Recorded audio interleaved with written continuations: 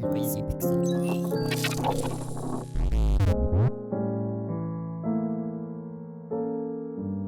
We often take our perspective for granted, as we assume that the way things appear is the way that they have to be. Sometimes a change in perspective might just be what you need, but other times it might not do anything at all. Superliminal is a game that aims to bend one's perspective to create a unique experience, and while it leads to a meaningful gameplay difference, the overall experience isn't too memorable in practice.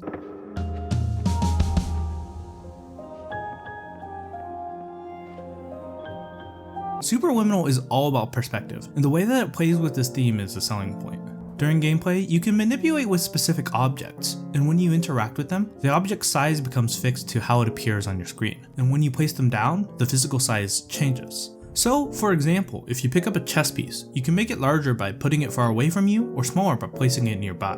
Superliminal uses this idea of perspective throughout its puzzle gameplay, and can feel quite rewarding when it comes all together. Resizing an object to knock down walls or making a ramp out of signs are just some of the cool ways to progress. I was amazed by how the developer utilized their understanding of perspective to create these unique puzzles. That being said, the experience of playing through these puzzles tends to overstay its welcome, as the solutions never really change. The core gameplay of resizing objects means you'll either run back and forth in a room, or drop items and catch them to get the size that you want, which both of them become rather dull after a while. Another issue is that too much of the gameplay ends up being trial and error, as you waste time attempting to find an item you can manipulate, because they're not really clearly marked. If items were a specific color or had some major distinguishing element instead of your cursor just turning into a hand, the experience would have been much more pleasant. Superliminal has been exclusive to the Epic Games Store since last year, but this updated release on Steam includes developer commentary and a challenge mode. Challenge mode offers the same puzzles with arbitrary restrictions, and developer commentary is what it says on the tin. These aren't enough to justify the purchase if you've already played the game, but are a nice inclusion if you haven't. I should mention that these perspective tricks in Superliminal aren't just gameplay related.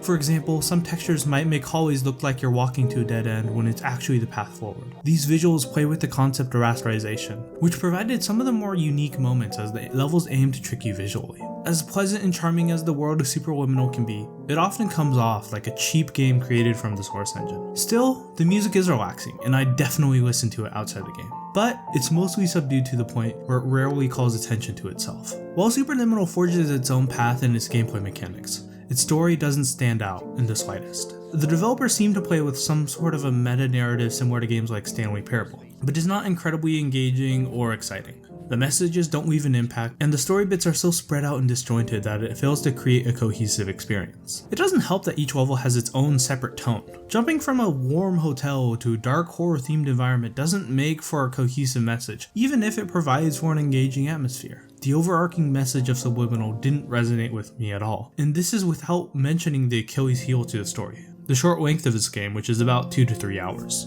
Superliminal offers unique gameplay elements for a fun evening, but the experience won't leave an impact. Its perspective tricks turn out to be more of a novelty or a tech demo than a way to create an actually engaging narrative in this game. While that alone might make it worth giving a try if you're looking for an interesting experience, the idea of Superliminal works better in paper than in execution. Noisy Pixel gives Superliminal a 7 out of 10. Thanks for watching. This has been Noisy Pixel, signing off.